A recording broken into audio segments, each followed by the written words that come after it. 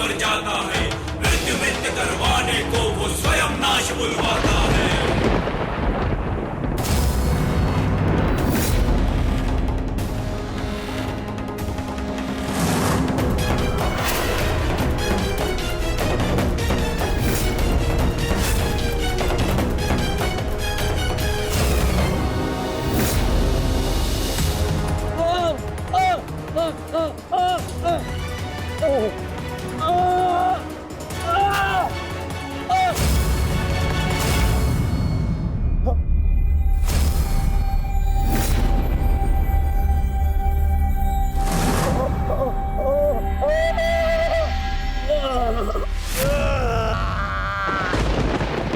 दुशासन!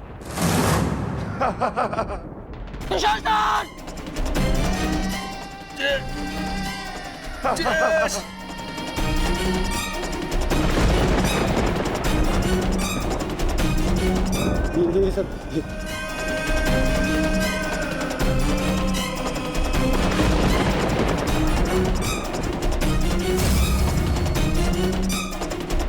पितामह मेरे होने वाले मामा श्री क्या होगा है? मैं कहाँ हूँ? मित्र मित्र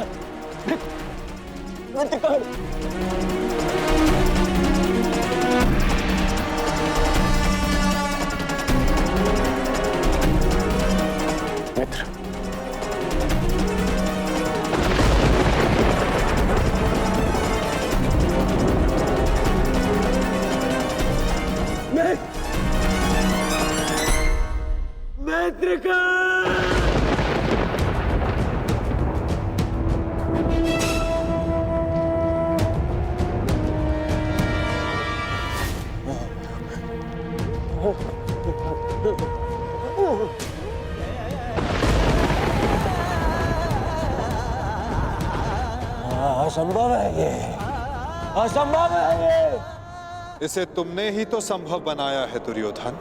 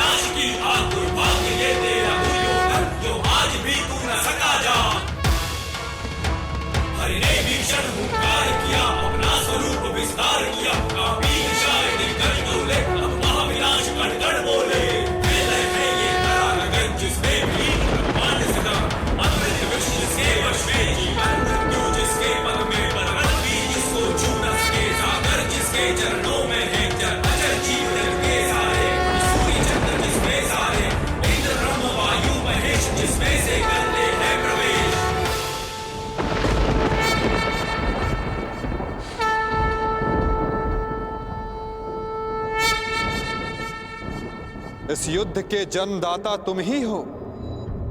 ध्यान से देखो इसे, ये कुरुक्षेत्र है। ये तुम्हारे अहंकार का परिणाम है दुर्योधन। तुम्हारे छल का निष्कर्ष है ये तुम्हारे मद का, तुम्हारे कर्मों का फल है दुर्योधन। ये उस पाप का परिणाम है दुर्योधन जो भरी सभा में याज्ञसेनी के साथ हुआ। ये उस श्राप का परिणाम है जो पांचाली के धधकते हृदय से निकला। देखो मूर्ख, मृत्यु तुम्हें पराजित कर चुकी है और तुम विजय का स्वप्न देख रहे हो।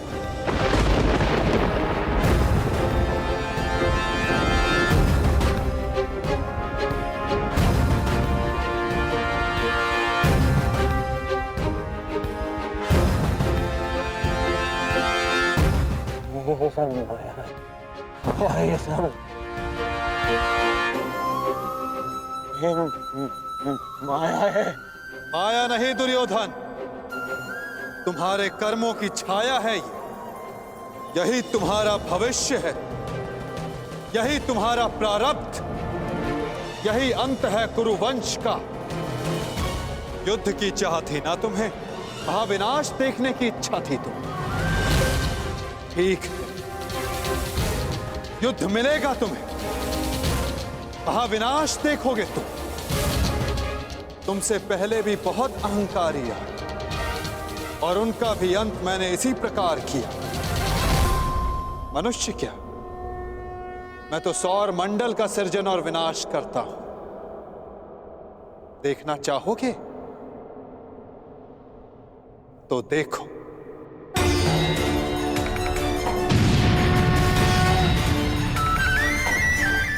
श्री कृष्ण गोविंद। उधर देखो दुर्योधन।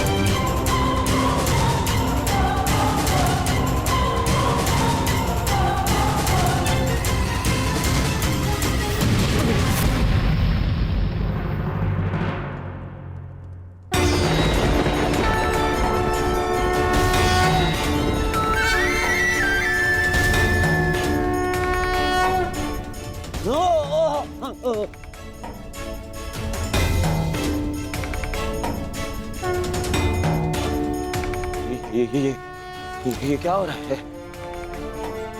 नहीं, ये सब मिथ्या है। ये मिथ्या है। ये मिथ्या तुम्हारा अहंकार है दुर्योधन। मिथ्या ये सभा है। सत्य तो वो है जो तुम कभी समझ ही नहीं पाए। वो सत्य जो मैंने अभी तुम्हें दिखाया।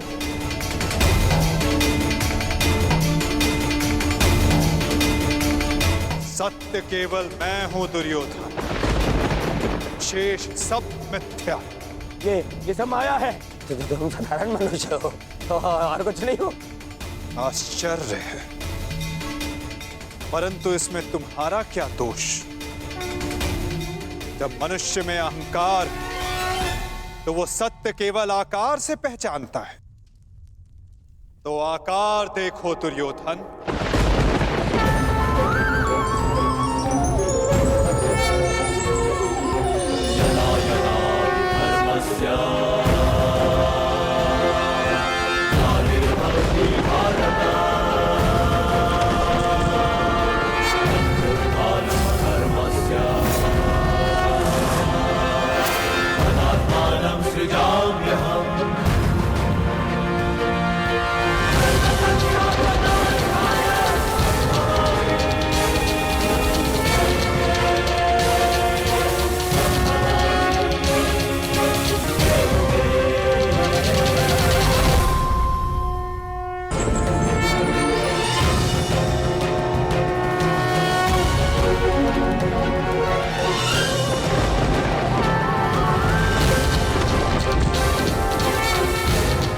मैंने शांति दी दुर्योधन और तुमने स्वीकार नहीं की। मैंने मैत्री दी परंतु अपने अहंकार के आगे तुम्हें मैत्री का मूल्य समझ नहीं आया।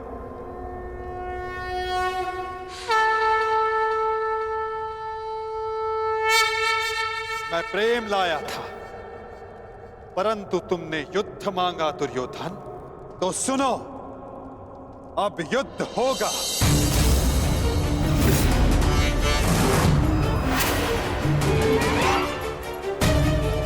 मैं जीवन का संदेश लाया था, तुमने मृत्यु का विकल्प चुना। तो मैं मृत्यु दूंगा।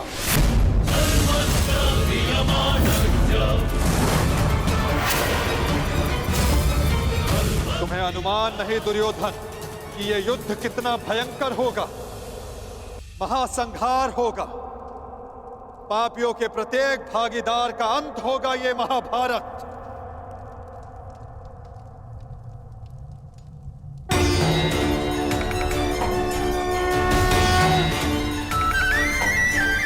श्री कृष्ण गोविंद हरे मुरारी हे नाथ नारायण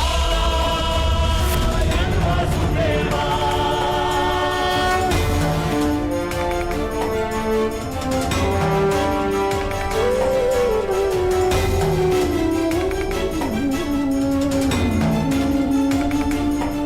अश्वत्थामा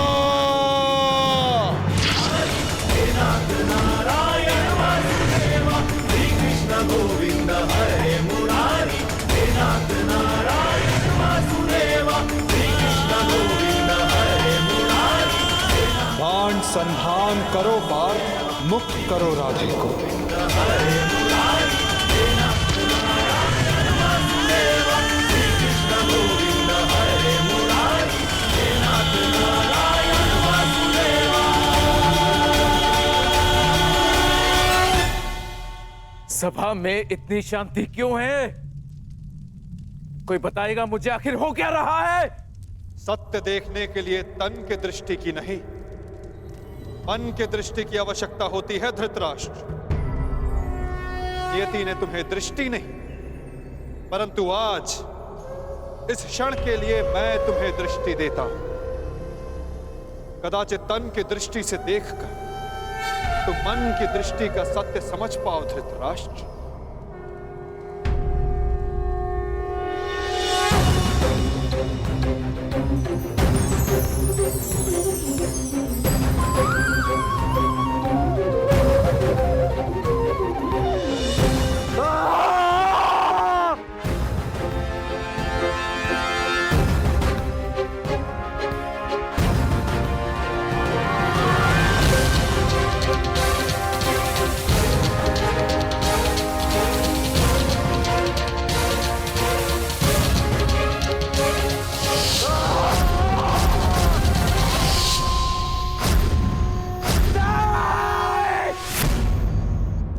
नहीं चाहिए ये दृष्टि मुझे, वापस ले लो। ये क्या अनर्थ दिखा दिया मुझे? वासुदेव, ले लो, वापस ले लो।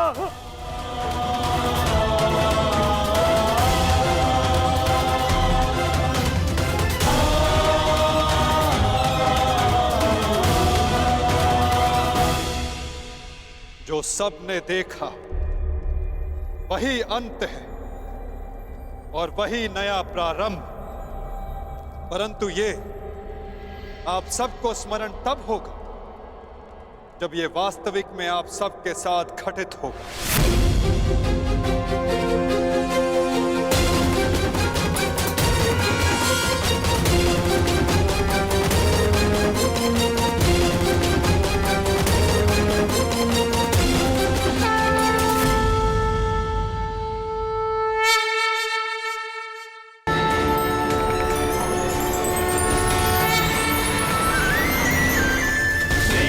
गोविंद हरे मुरारी हे नाथ नारायण वासुदेवा। श्री कृष्ण गोविंद हरे मुरारी हे नाथ नारायण वासुदेवा। मैं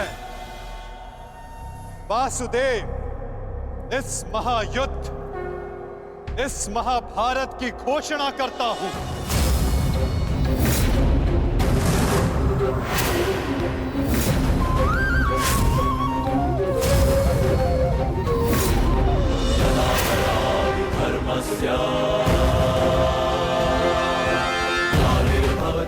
स्मरण रखना दुर्योधन, तुम्हारे इस अभिमान के साथ साथ तुम भी इस धरा पर ऐसे गिरोगे कि कभी उठ नहीं पाओगे। इस महाहिंसा, इस महाविनाश के उत्तरदायित्व का बोझ तुम अपने साथ दूसरे लोक लेकर जाओगे दुर्योधन।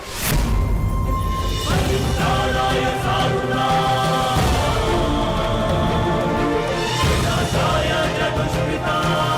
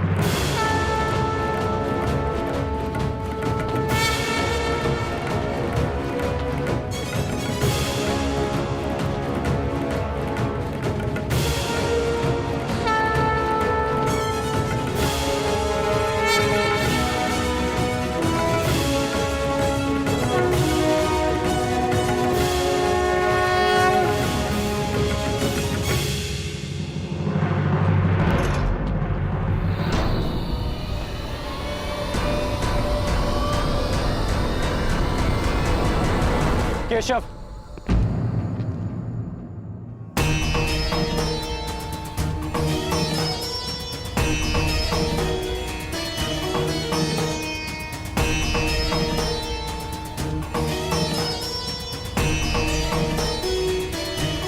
मुझे सदा से भान था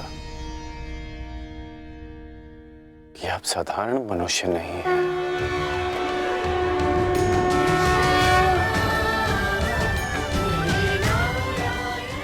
परंतु आज जो मैंने देखा उसके पश्चात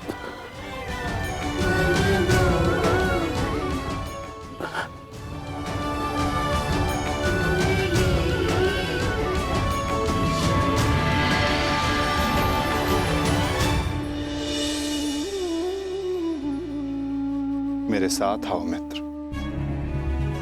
ये स्थान अब वार्ता करने के लिए उचित नहीं रहा। यहां शब्दों का कोई मोल नहीं। यहां शब्द केवल सुने जाते, समझे नहीं जाते। आओ मेरे साथ।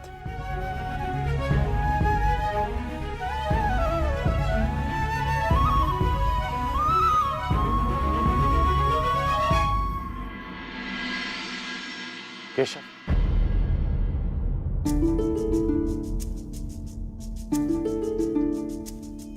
शांति न्याय एक बार आप मेरे सारथी बने थे, आज ये गौरव मुझे दीजिए केशव। बुद्धि कर्म प्रीति में। तुम्हें सारथी के रूप में पाकर गौरवान्वित तो मैं हो जाऊंगा मित्र। कृष्णा कहो या कर्ण कहो, है दोनों एक समान। ठीक है। कृष्णा कहो या कर्ण कहो, है दोनों एक समान।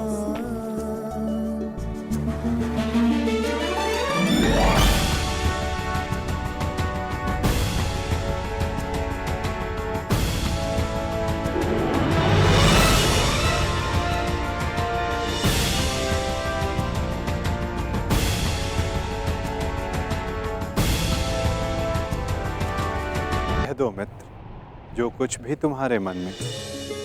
आप ही पढ़ लीजिए ना केशव कि क्या है मेरे मन में।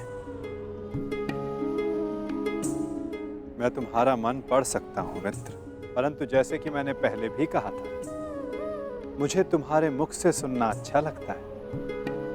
अब कह भी दो मित्र, क्या है तुम्हारे मन में? इस समय जो मेरे मन में चल रहा है वो ये है कि आपने मुझे पांडवों के पक्ष में आने का प्रस्ताव दिया था। हाँ, और तुमने उस प्रस्ताव को अस्वीकार कर दिया था। हाँ, परंतु मैंने कभी नहीं सोचा था कि मेरा ये निर्णय मुझे आपके विपक्ष में खड़ा कर देगा केशव। आपको तो युद्ध का परिणाम पता है ना केशव। किसी अनहोनी के होने से पहले उसका ज्ञात हो जाना, क्या वो आपको पीड़ा नहीं देता केशव? मनुष्य संतोष से इसलिए जीता है क्योंकि वो नहीं जानता कि अगले पल क्या होने वाला है। वो नहीं जानता कि वो जीवित रहेगा या वो मर जाएगा। परंतु यदि उसे ज्ञात हो जाए कि अगले पल क्या होगा या वो कब मर जाएगा, तो आपको नहीं लगता कि उसके आने वाले पल भय और चिंता में बीतेंगे?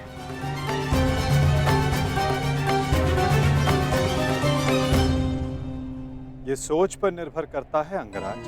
यदि मनुष्य को अपना अंत ज्ञात हो तो हर वो क्षण जिसे हम व्यर्थ करते हैं, उन क्षणों को जिया भी जा सकता है। इस नदी को देख रहे हो? इस बहती नदी को पता है कि अंततः इसे सागर में जाकर मिल जाना अधिक ज्ञान पीड़ादायी नहीं होता मित्र। अधिक ज्ञान उचित निर्णय लेने में सहायता करता है। यदि तुम्हें भी भूत और भविष्य का कुछ अधिक ज्ञान होता तो कदाचित तुम भी अधिक न्यायपूर्वक निर्णय कर पाते। आपका मंतव्य यही है ना कि पांडव उचित हैं और दुर्योधन अनुचित?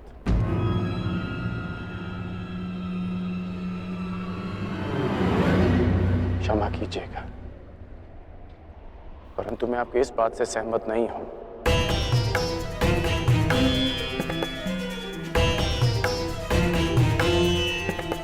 मुझे लगता है केशव कि दोनों अपने अपने स्थान पर दोषी हैं।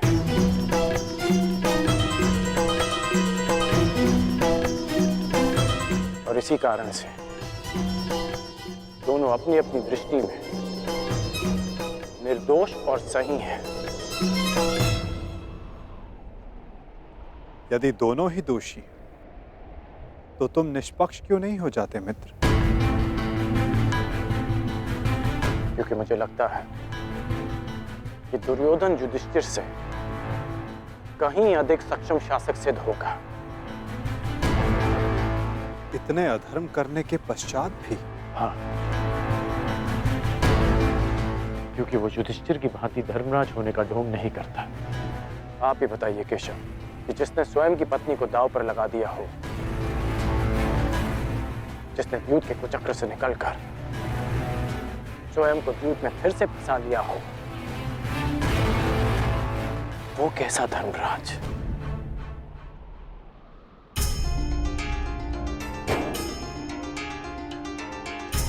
युधिष्ठिर की असमर्थता के कारण राजकुमार युधिष्ठिर, मेरे शौंड की रक्षा कर लीजिए। मेरा अनुज मृत्यु की भेंट चढ़ गया।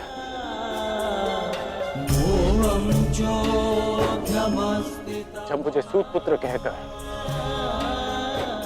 रंगभूमि की स्पर्धा में भाग लेने के लिए अयोग्य घोषित कर दिया गया था, राजकुमार के साथ द्वंद्व की अनुमति एक सूत पुत्र को नहीं दी जा सकती।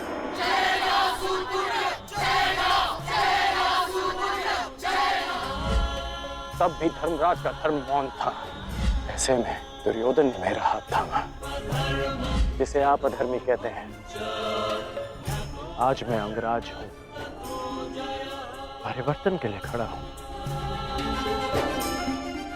वो केवल दुर्योधन के कारण केशव। मैंने कहा था ना, यदि तुम्हें तनिक अधिक ज्ञान होता तो तुम उचित निर्णय ले पाते मित्र।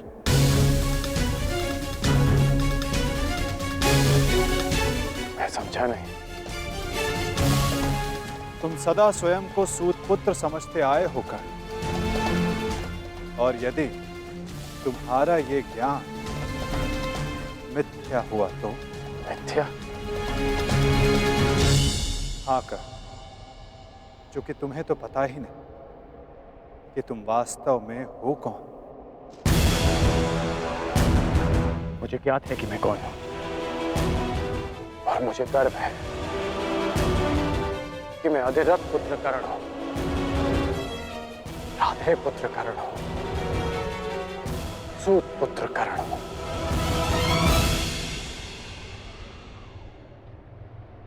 तुम राधे नहीं हो अंगराज, तुम अधिरथ पुत्र नहीं, तुम सूत पुत्र नहीं।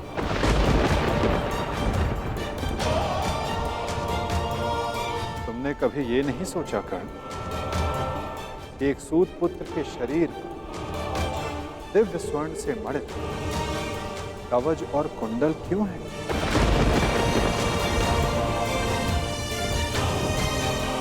तुम्हारे मन में यह प्रश्न कभी नहीं उठा कि एक साधारण से सारथी के पुत्र के पास ये कवच और कुंडल क्यों?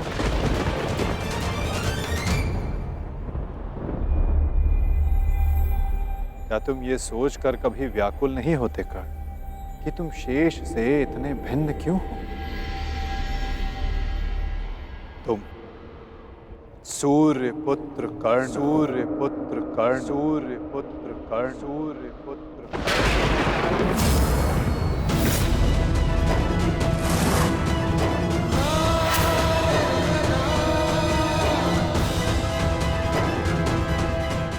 स्वयं सूर्य नारायण के अंश हो तुम कर्ण।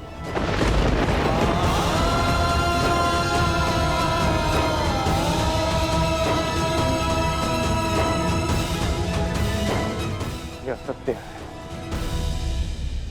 मेरे पिता अधिरथ हैं और मेरी माता राधा। सत्य से भागो मत कर्ण, और सत्य यही है कि अधिरथ तुम्हारे पालक पिता हैं। तुम उन्हें गंगा किनारे मिले थे, कभी सोचा नहीं कि क्यों सूर्य का तेज तुम्हारे मुखमंडल पर रहता है? कभी अनुभव नहीं किया मित्र कि क्यों सूर्य का ताप तुम्हारे शरीर पर स्निग्धता का अनुभव कराता है? तब भी समझ नहीं आया तुम्हें जब दिग्विजय करते समय पांचाल युद्ध में क्यों शत्रु पक्ष पर सूर्य देव का ताप बरस रहा था? चूंकि तुम अधिरथ पुत्र नहीं, तुम सूर्य देव का आशीर्वाद हो कर्ण।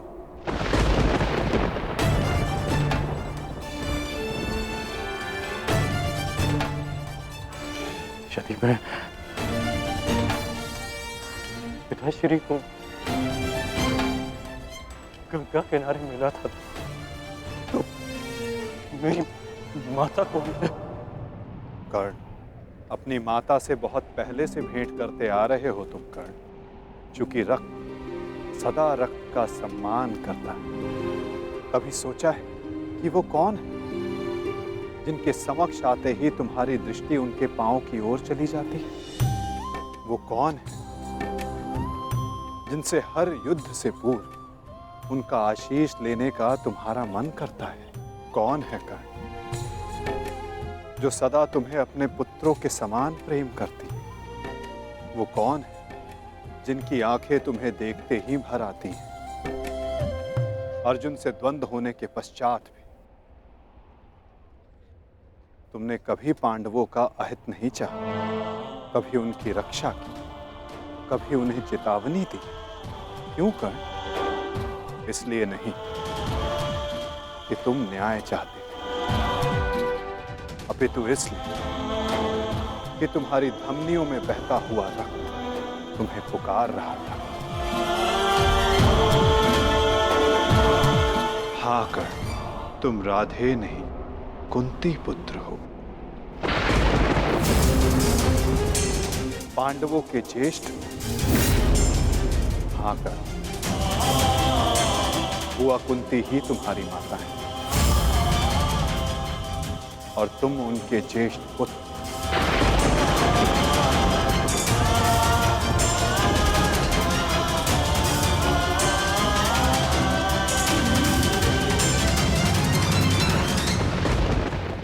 ये सत्य नहीं है। कह दीजिए केशव कि यह सत्य है। आप चाहते हैं ना कि मैं पांडवों के पक्ष में हो जाऊं, अपने मित्र का साथ छोड़ दूं, इसलिए आप मेरे साथ छल कर रहे हैं। हाँ, आप छल कर रहे हैं मेरे साथ। यदि मेरा कथन तुम्हें छल लगता है मित्र, तो जाओ स्वयं उनसे जाकर पूछो जिनके नाम से तुम संसार को अपना परिचय देते। भद्र, अधिरथ और देवी राधा से जाकर पूछ लो।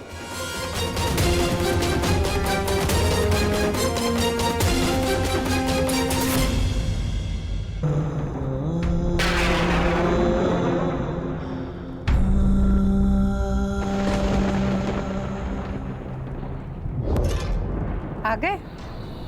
उचित समय पर पहुंच गए। आओ भीतर आओ।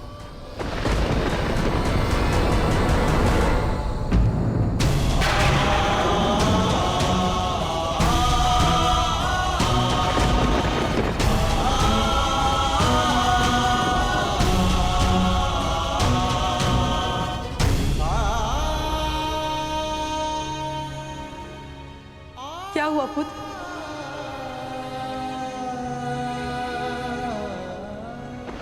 तुम राधे नहीं हो अंगराज, तुम सूर्य पुत्र कर्ण हो।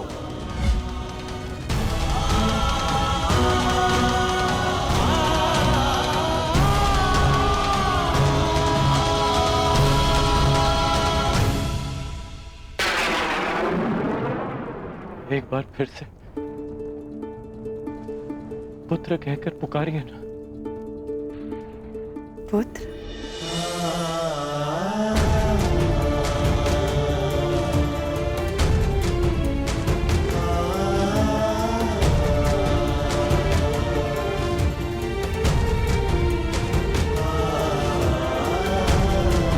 क्या हुआ पुत्र? तुम इतने व्यथित क्यों हो? क्या हुआ? मैं व्यथित था अपने ही माता। मैं समझ गया कि ये वासुदेव का खेल है। वो मेरे साथ खेल खेल रहे हैं माता। खेल? कैसा खेल? क्या विनोद किया केशव ने? बहुत भारी विरोध किया उन्होंने। उनका कहना है कि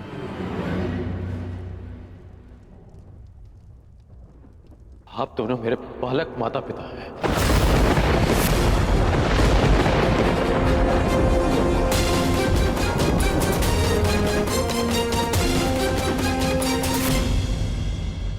मैं पिताश्री को गंगा तट पर मिला था।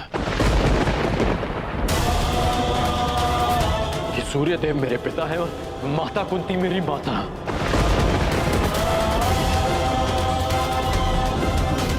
परंतु मुझे विश्वास है कि यह सत्य है।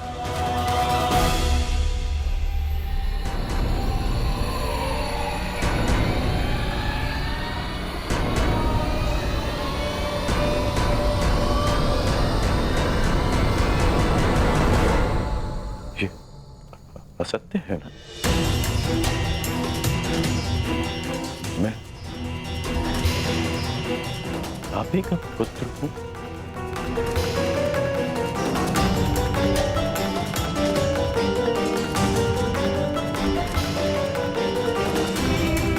मैं आप ही का पुत्र हूं ना?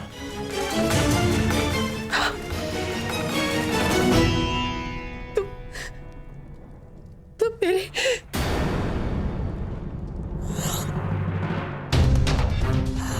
क्या हुआ माता?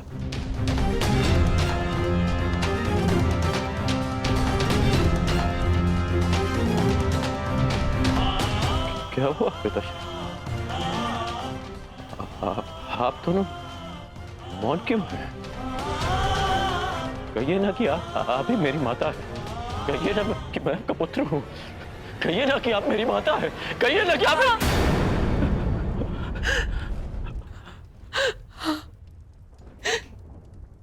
मैं तुम्हारी माता हूं।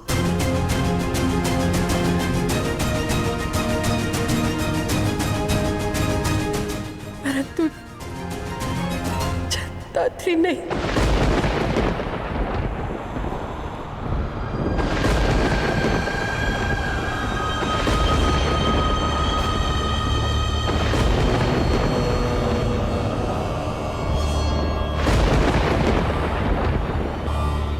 मैंने तुम्हें जन्म नहीं दिया।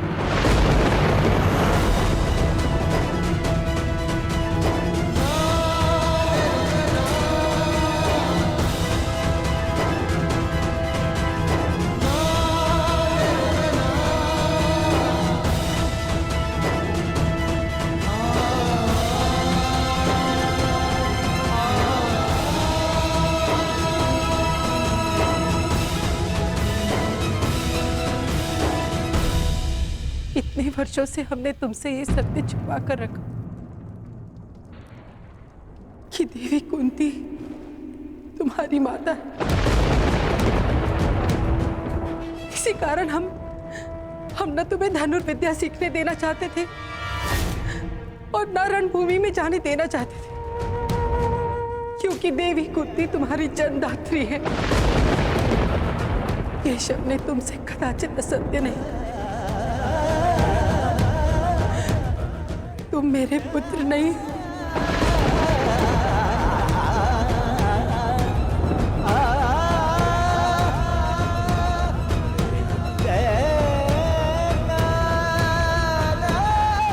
मैं तुम्हारी माता नहीं हूं।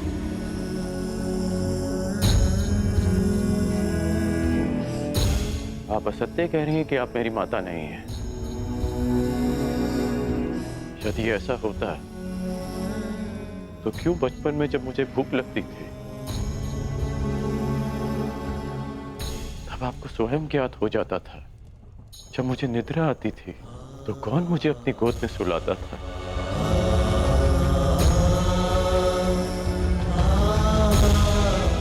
आप ही ना। जब मैं शिक्षा पूर्ण कर घर वापस लौटा तो आपको बिना ज्ञात हुए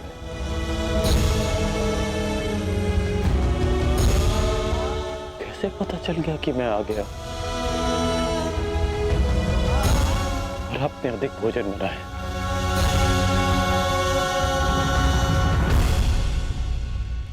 क्यों मेरे राज्याभिषेक पर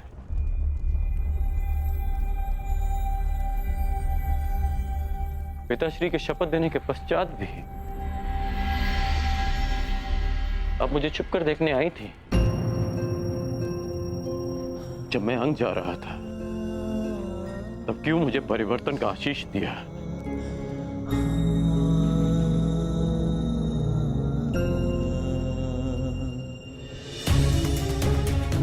क्यों असत्य कह रही हैं आप मुझसे? इसीलिए कि मैं इस युद्ध में भागना हूं। ठीक, मैं इस युद्ध में भाग नहीं लेता। मैं सदा ही आपके चरणों में बैठा रहूंगा। मैं यहां से कहीं नहीं जाऊंगा। बस इतना कह दीजिए कि आप ही मेरी माता। कह दीजिए।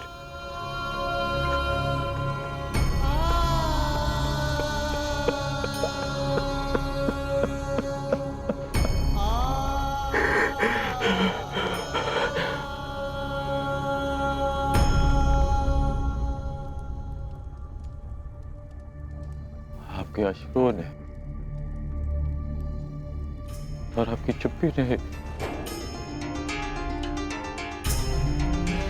सत्य सामने ला दिया।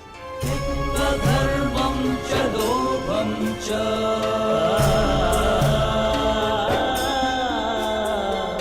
मोहं चोद्यमस्थितः। धन्य है आप।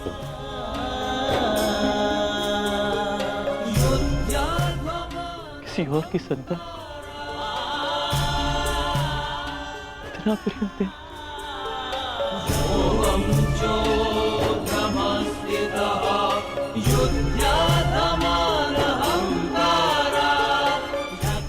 मैं आपका रण कभी नहीं उतार पाऊंगा।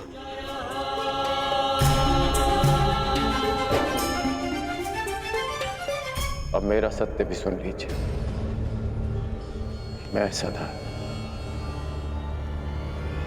प्राधिकरण ही कहलाऊंगा।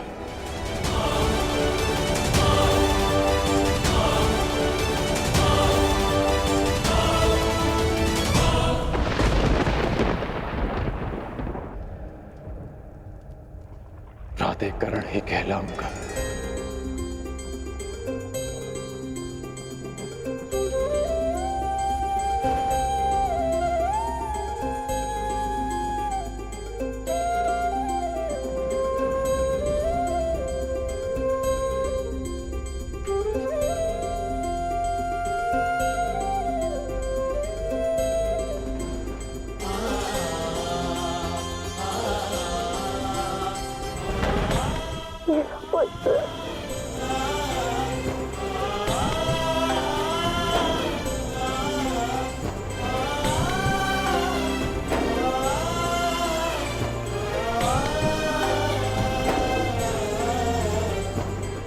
कहाँ जा रहे हो पुत्र? उनके पास जो मेरे प्रश्नों से भयभीत होकर छिपकर बैठे हैं। सूर्य देव के पास।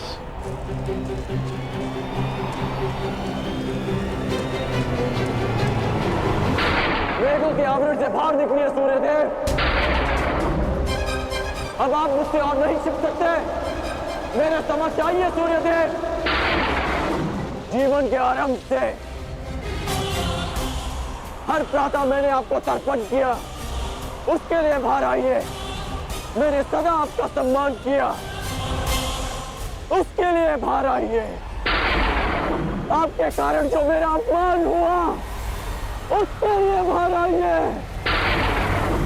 एक कवच कुंडल मुझे देकर भी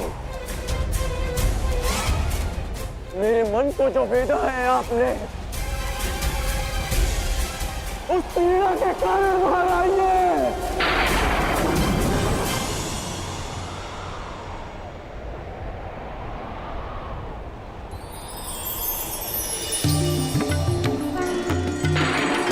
शहरवि संप्राप्तः भास्करो लोकपाल।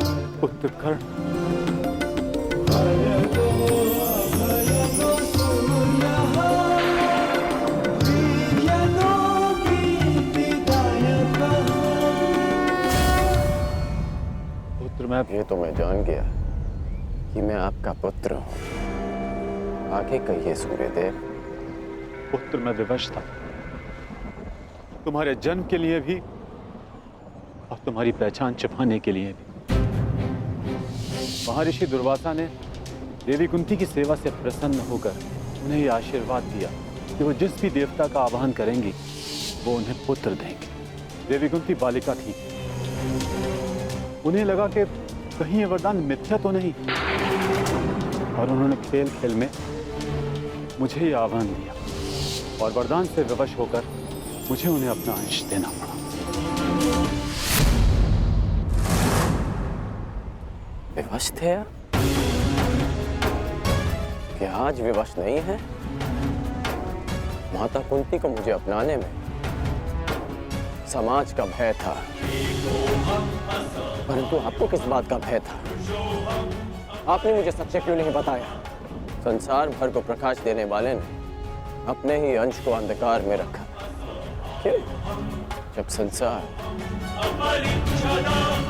मुझे सूत पुत्र कहकर नीचा दिखाता रहा, तब आपकी दृष्टि क्यों नहीं झुकी? जब सब मुझसे मेरा अधिकार छीनते रहे, तब आपके अहंकार को ठेस क्यों नहीं पहुंची? क्यों तब तक आप मेरी प्रतीक्षा करते रहे, जब तक मुझे स्वयं ज्ञात नहीं हो गया कि मैं आपका पुत्र हूं? क्यों मुझसे सत्य को दूर रखा आपने? क्यों? मैं मानता हूं कि मैंने तुम्हें सत्य से दूर रखा, परंतु मैं सदैव तुम्हारे साथ था। मैं नहीं चाहता था कि समाज को इस बात का ज्ञान हो। मैंने तुम्हें ये कवच और कुंडल इसलिए दिए ताकि तुम अपने हृदय को और भी अधिक बलशाली बना सको। तुम्हें समाज की कठोरता को सहने की शक्ति मिले। मुझे क्षमा कर दो। आपके अश्रु मुझे सांत्वना नहीं दे रहे, अपितु भान करा रहे हैं कि मैं आपके लिए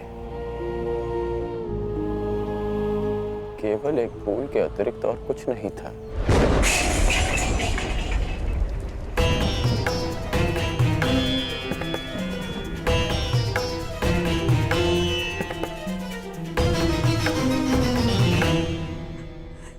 हे ईश्वर, मेरे पुत्र की सहायता करना।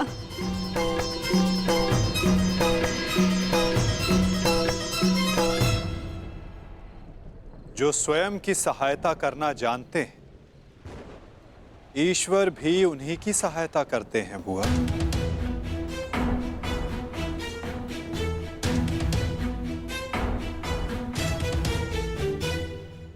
मैं सदा आपकी पूजा करता रहा, आपको तर्पण देता रहा, और भविष्य में भी मैं ऐसा ही करूंगा। मैं सदा आपका सम्मान करूंगा, क्योंकि मेरे लिए आप सदैव सबसे शक्तिशाली रहे। मेरा मन मलिन है आज, परंतु मेरे मन में आपके प्रति कोई मैल नहीं। एक बार अपने मुख से आपके जाने का समय आ गया है। कल प्रातः आपको सबके जीवन को अंधकार से निकालना है। विश्राम कीजिए पिताश्री। कल्याण हो तुम्हारा। ऐसी अवस्था में भी तुमने अपने पिता को तृप्त किया। धन्य हो तुम दानवीर कर्ण।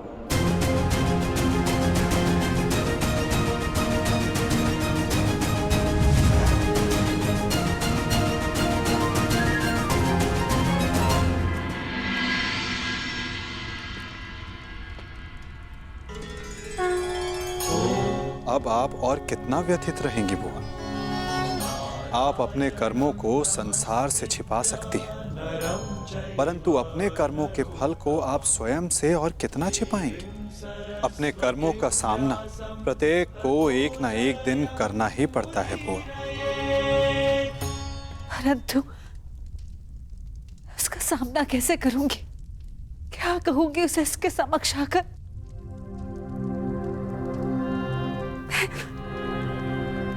मैं कैसे उसे समझाऊंगी कान्हा? क्या ये सब इतना सरल है?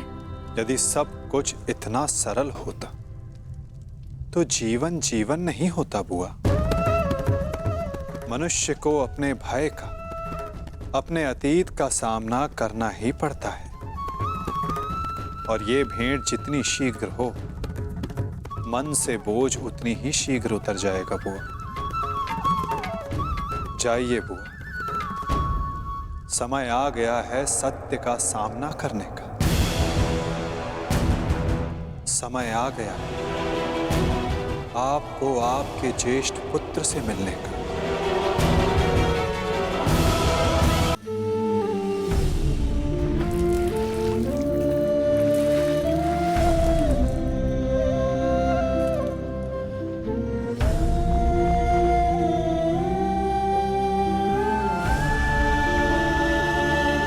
दान चाहिए पुत्र, दोगे?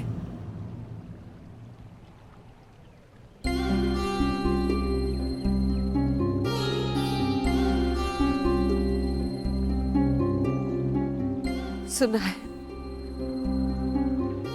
प्रातःकाल सूर्य को अर्घ देते समय यदि तुमसे कोई कुछ भी मांगे तो तुम कभी मना नहीं करते, उसकी इच्छा पूरी करते हो।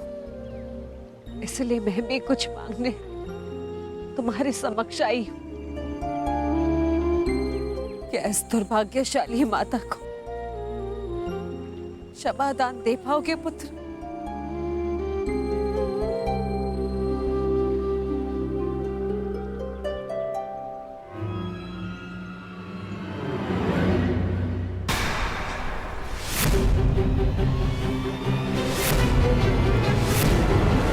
क्षमा प्रार्थी तो मैं हूँ राजमाता।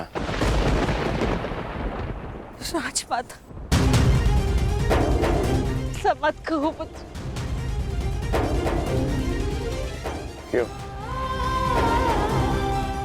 यह अनुचित कह दिया मैंने? ये कि सत्य जानने के पश्चात भी मैं आपको राजमाता क्यों कह रहा हूं? मैं आपके गले क्यों नहीं लग रहा हूं? आपके चरण स्पर्श कर आपको माता और जननी क्यों नहीं पुकार रहा हूं? कहिए, क्या अनुचित कर रहा हूं मैं राजमाता? मैं आपको माता कहकर इसलिए नहीं पुकार रहा क्योंकि यह आपका कर्म फल है। आपने भी तो इसी भांति वर्षों तक ऐसा ही व्यवहार किया मेरे साथ, आशीष दिया, परंतु कभी अपना पुत्र कहकर नहीं पुकारा। अश्रु बहाए परंतु कभी मुझे गले से नहीं लगाया। कभी मुझे ममता नहीं थी, और आज वही माता मेरे समक्ष प्रेम जताने के लिए आ गई है। अधिकार का भाव कर्तव्य पूर्ण करने से मिलता है। आपने अपना कर्तव्य कभी पूर्ण नहीं किया। आज अधिकार जताने क्यों आ गए? मुझ पर आरोप लगाने से पूर्व मेरी व्याथा तो सुन लो पुत्र। मैं विवश थी जब तुम्हारा जन्म हुआ। मैं अविवाहित थी पुत्र। क्या करती मैं? मुझे तुम्हें त्यागना पड़ा। विश्वास करो पुत्र, अनजाने में हुए अपराध का बोझ मैं आज तक अपने कंधे पे लिए हूँ।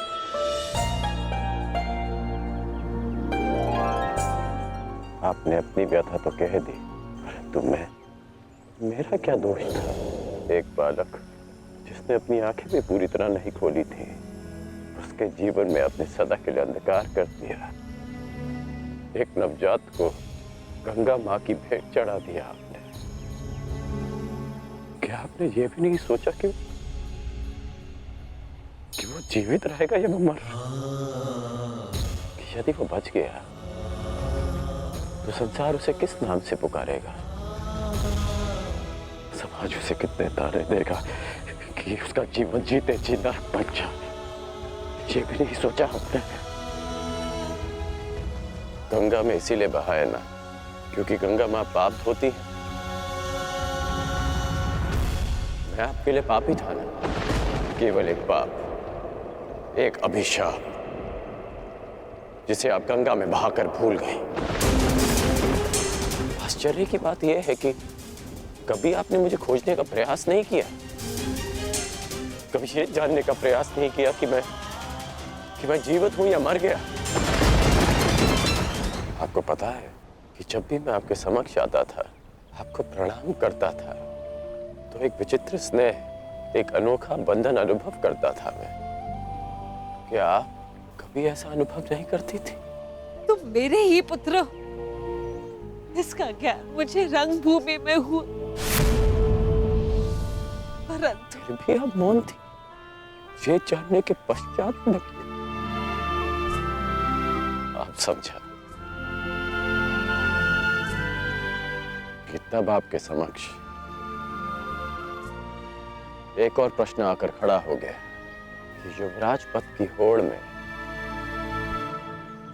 प्रदा कर रहे अपने सारे पुत्रों को कैसे बताएं कि जिसके कुल का वो अपमान कर रहे हैं वो उनका ज्येष्ठ भ्राता है। हस्तिनापुर के समक्ष यह सत्य कैसे बताएं कि मैं आपकी प्रथम संतान हूं? बोलिए राजमाता, ये आज अचानक क्या हो गया? ऐसा मत कहो पुत्र। मैं नहीं चाहती कि मेरे पुत्र एक दूसरे का रक्त बहाए। मुझसे सहन नहीं होता पुत्र, मुझसे सहन नहीं होता। समझ गया कि आप यहाँ मेरे लिए नहीं, अर्जुन के लिए आई। कि आप मुझसे क्षमादान मांगने नहीं, अर्जुन का जीवन दान मांगने आई। मांगने नहीं, अर्जुन का जीवन दान मांगने आई। आप यहाँ इसलिए आई कि मैं अर्जुन का वध ना करूं। ऐसा मत कहो पुत्र। मैं नहीं चाहती कि मेरा कोई भी पुत्र एक दूसरे का वध करे। ठीक है, समस्त हस्तिनापुर के समक्ष ये स्वीकार कर सकती हैं कि मैं आपका ज्येष्ठ पुत्र हूं।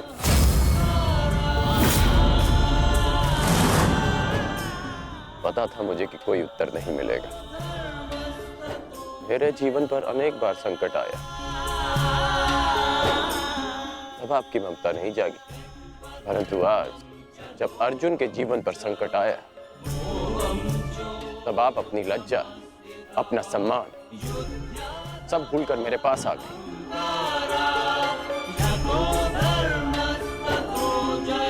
सत्य में अर्जुन बहुत भाग्यशाली है कि उसे आपकी ममता मिली। मैं भले ही अर्जुन को युद्ध के द्वंद्व में हरा दूं, किंतु आज उसने मुझे ममता के द्वंद में हरा दिया। तुम्हारी अपराधी हूं मैं।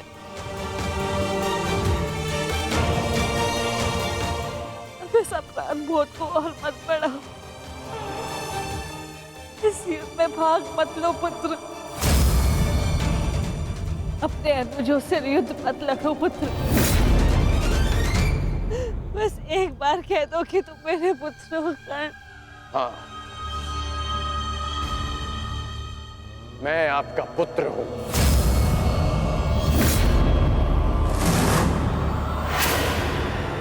किंतु आप मेरी माता नहीं।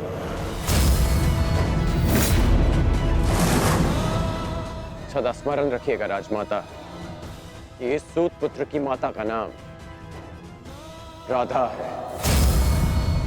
मैंने अवश्य कौंतेय बनकर जन्म लिया, परंतु संसार मुझे सदा राधे कर्ण के नाम से जानेगा। मैं सूर्य पुत्र कर्ण हूं, किंतु मेरे पिता का नाम अधिरथ है। मुझे स्वयं को सूर्य पुत्र के स्थान पर सूत पुत्र कहने में अधिक गर्व अनुभव होगा। आप माता हैं अर्जुन की, सभी पांडवों की, क्योंकि आपने उन्हें पाला पोसा बड़ा किया, प्रेम दिया। और आश्चर्य की बात तो यह है कि आप आज भी उन्हीं की माता बनकर इस सूत पुत्र राधे कर्ण के पास आई हैं, यह आश्वासन पाने कि आपके पुत्र सुरक्षित रहे। मेरे द्वार पर आए किसी भी याचक को रिक्त हाथ लौटने नहीं दे सकता मैं। राजमाता, मैं आपको रिक्त हाथ लौटने नहीं दूंगा। मैं वचन देता हूं कि इस महाभारत के पश्चात आपके 5 पुत्र जीवित रहेंगे, केवल 5। यदि अर्जुन ने मेरा वध किया तो भी, और मैंने अर्जुन का वध किया तो भी। यदि अर्जुन मेरे हाथों वीर गति पाता है तो मैं सब कुछ छोड़कर आपके पास आ जाऊंगा। मैं वचन देता हूं कि अर्जुन के अतिरिक्त आपके किसी पुत्र का वध नहीं करूंगा मैं।